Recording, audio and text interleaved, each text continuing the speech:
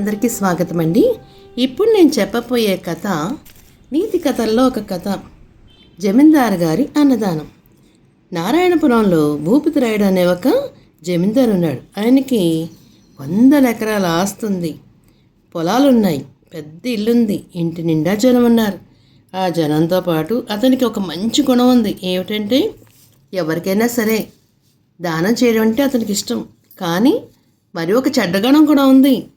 ఎంత గొప్ప వాళ్ళకైనా సరే, ఎలాంటి వాళ్ళకి ఇచ్చినా సరే అతను ఏం చేసేవాడంటే లేని వాళ్ళ పేదరికాన్ని వాళ్ళు ఎత్తి చూపిస్తూ మీరేమి లేనివాళ్ళు అని చెప్పి చులకనగా చూడడం ఆయనకి బాగా అలవాటైపోయింది.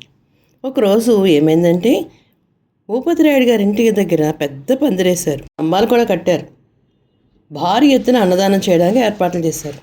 భూపతి గారు మంచి పట్టుపంచ మంచి బట్టలు వేసుకుని దర్జాగా కుర్చీలో కూర్చున్నాడు.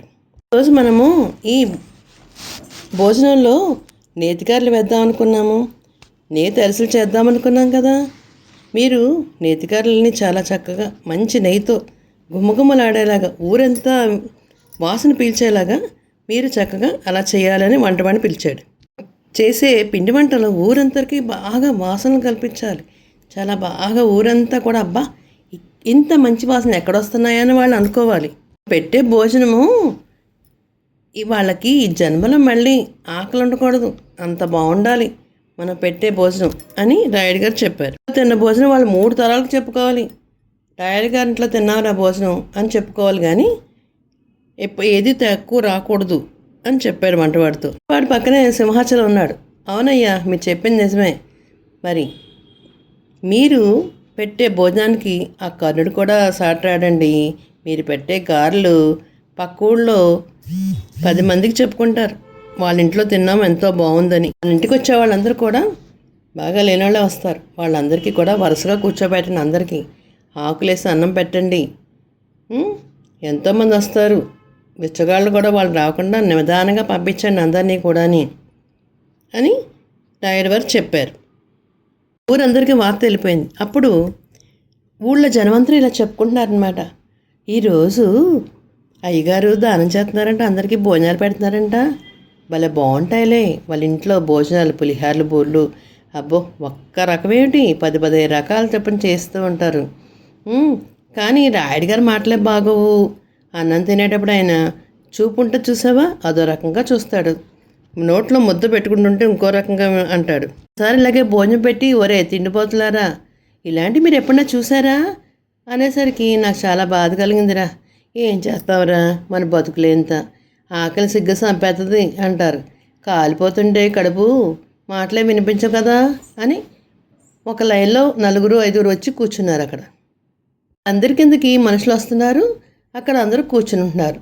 ఈ భూపతి రాయుడు గారి జనాన్ని చూసి వేటగారంగా కూర్చోండి, నిదానంగా కూర్చోండి, పెద్దగా సిరిగిపోతాయి అని ఒక్కొక్కటి 2 చొప్పున ఒక్కొక్కటి వేసేసి అక్కడ పెట్టారనమాట. వీటిని రూపాయి చొప్పున ఒక్కొక్క ఆకును కొంటా వచ్చాను నేను, మీరైతే మట్టి చెప్పల్లో తింటారు కదా, మీ బతుకులు అలాంటివి కదా అని వేటగారంగా మాట్లాడాడు. తన దగ్గర ఉన్న మనిషి సింహాచలం వచ్చాడు. ఎందుకయ్యా వీళ్ళందరికీ ఎంత పెద్ద ఖరీదైన భోజనం అవసరమా? కాస్త పులిహార పొట్లం తయారు చేసి పెట్టేస్తే సరిపోదా ఏంటి మీ అంటే అప్పుడు ఈయన గారు అంటున్నారు, అదేంటి మన ఊళ్ళో నా గురించి 10 మంది చెప్పుకోవద్దా మరి, పంచభాష పరమాణాలు పెట్టారని, అప్పుడు వీళ్ళు నా పేరుని తలుచుకుంటూ ఉంటారు అని అన్నాడు అనమాట భూపతి. జనాలందరూ అక్కడ తింటుంటే భూపతి దగ్గరకు వచ్చి ఏంటి అలా అయి పడేస్తున్నారేటి, ఈ పప్పు పడేసారేటి, ఈ కూరలు పడేసారేటి అంటే, లేదయ్యా కొంచెంగా తింటున్నాము, కంగారు పెట్టకండి అయ్యా మమ్మల్ని అన్నాడు. వాళ్ళందరూ అలా అంటున్నారనమాట. భోజనము ఆ పేదవాళ్ళందరికీ ఎంతో అమృతంలా తోచిందనమాట. వాళ్ళందరూ కూడా కొంచెం కూడా వదలకుండా చాలా జాగ్రత్తగా అంతా తీసుకుని తింటున్నారు. కిందకి ఒకే 70 సంవత్సరాల వ్యక్తి ఒకడు వచ్చాడు.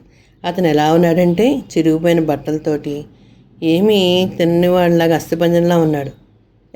ముసలాడా, ఎవరు నువ్వు, ఇలాంటి బట్టలతో వచ్చావేంటి జమీందారు గారింటికి, ఇక్కడ అడుక్కునేవాళ్ళు చోట్లేదు అని చెప్పారనమాట.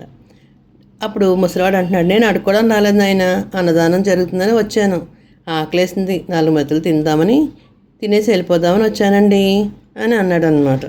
రాయుడు గారి ఇంటికి వచ్చాడు, కొంచెం శుభ్రంగా ఉండాలని తెలియదా నీకు? శుభ్రమైన బట్టలు కట్టుకు రావచ్చు కదా. ఇలాంటి బట్టలు వేసుకుంటే నాకేం బాగుంటుందో అసలు. మీరు శుభ్రంగా రావాలి. కానీ రాయుడు గారు మొత్తం అంతా తిరుగుతున్నారనమాట. తిరుగుతుండగా ఇక్కడ ఈ వీరయ్యకి ఒక అబ్బాయి వచ్చి, తాత వంకాయ కూర చాలా బాగుంది, తింటావా అంటే తింటాను, ఇది అమృతంతో సమానం, అయ్యగారింట్లో భోజనాలు చాలా బాగుంటాయి కదా అనేసి అన్నాడు అనమాట. రాయుడు గారి ముసలిదావుడి దగ్గరికి వచ్చారు. ఏమిటి అలా కూర్చున్నావు, ఇంకా అన్నాన్ని దండ పెడుతున్నావు ఏంటి, తింటలేదేంటి నువ్వు అని అన్నాడు.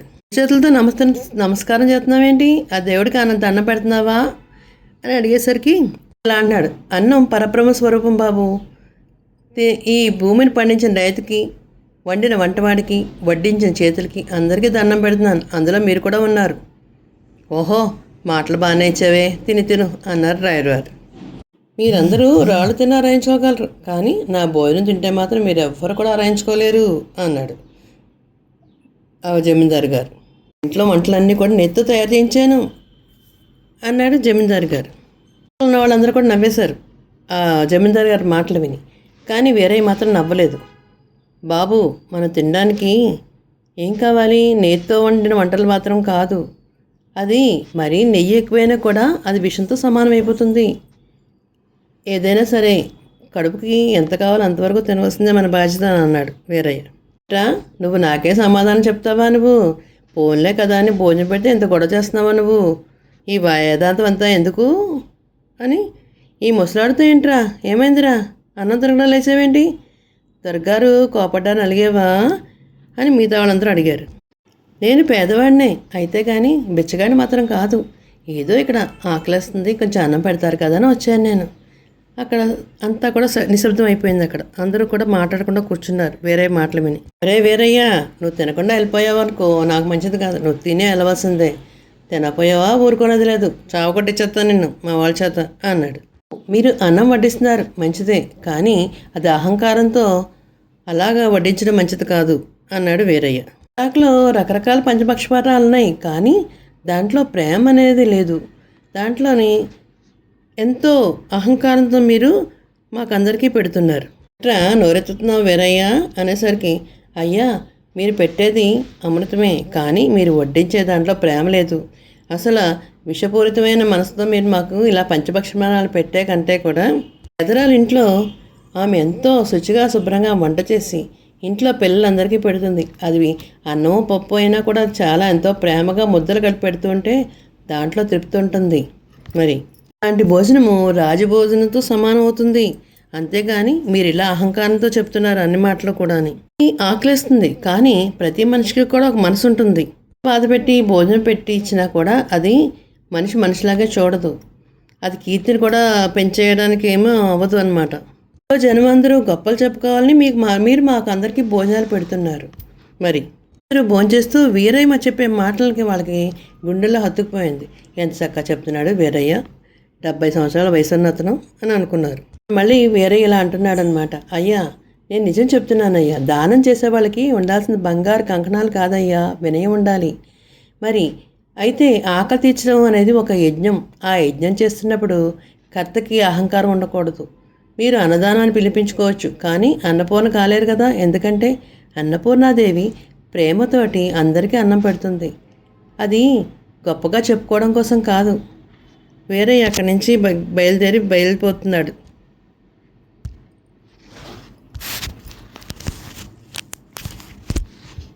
ఇలా వెళ్ళిపోతుంటే జనాలు అందరూ కూడా గబగబా అందరూ కూడా లేచిపోతున్నారనమాట. దొరగారు కోపడతారేమో, ఆగండి అంటున్నారు మిగతా వాళ్ళందరూ. పర్వాలేదండి, తాతయ్య చెప్పింది మాత్రం పూర్తిగా నిజం, ఆకలికి ఆత్మగౌరవం చంపుకొని తిన్నాం. ప్రతి ముద్దతో పాటు దొరగారు సూటిపాటి మాటలు అంటున్నారు, ఆ మాటలు కూడా మమ్మల్ని మింగేశాయి. కానీ ఈరోజు ఆ తాత మాట మా కళ్ళు తెరిపించాయి. మేము ఎలాగైనా సరే అవమానపడే కూడని మేము తినము అని చెప్పేసి పందిరి మొత్తం అంతా ఖాళీ చేసేశారు.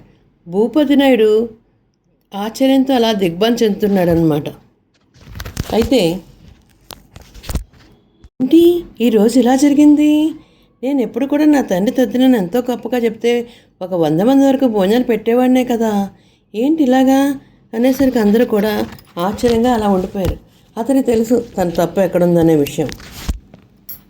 వీరయ్య అన్న మాటలు అందరికి కూడా చాలా ఆనందంగా ఉందన్నమాట. ఏంటి, పంచభక్ష పరమాణాల కంటే గంజన్నం తిన్నా కూడా అది బాగుంటుందనే ఆలోచన వచ్చింది అందరికీ.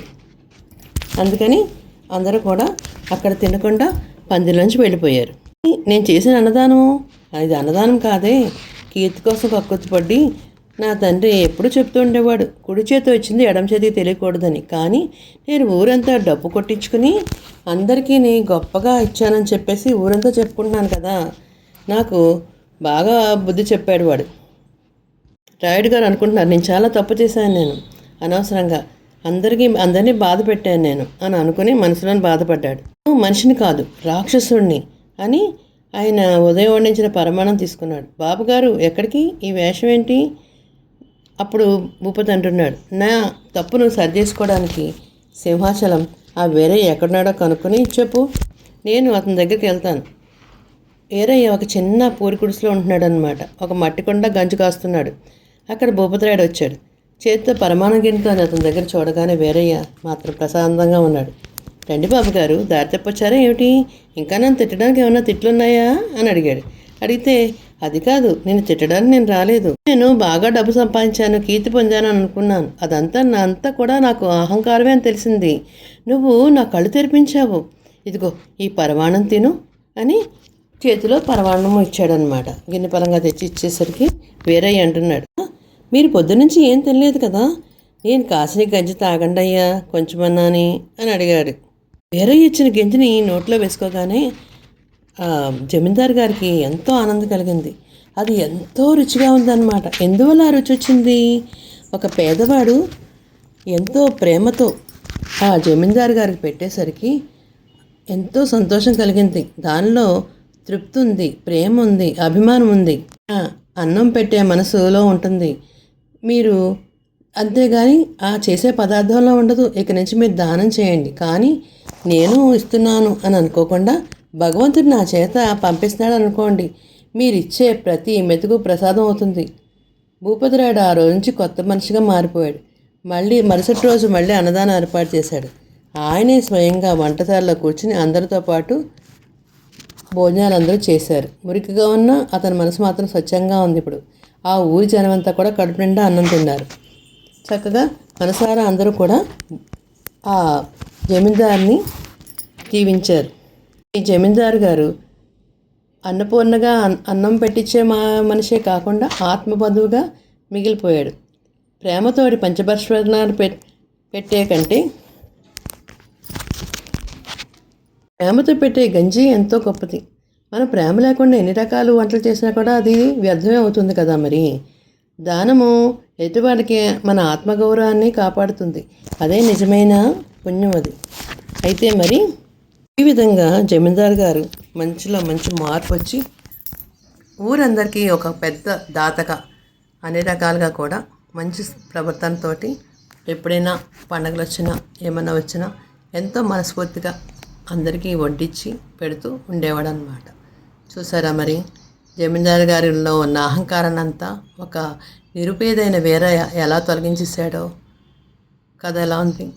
తెలుగువారి దీపకాంత్కి లైక్ చేసి, షేర్ చేసి, సబ్స్క్రైబ్ చేసి కామెంట్ రూపంలో పెట్టండి మరి.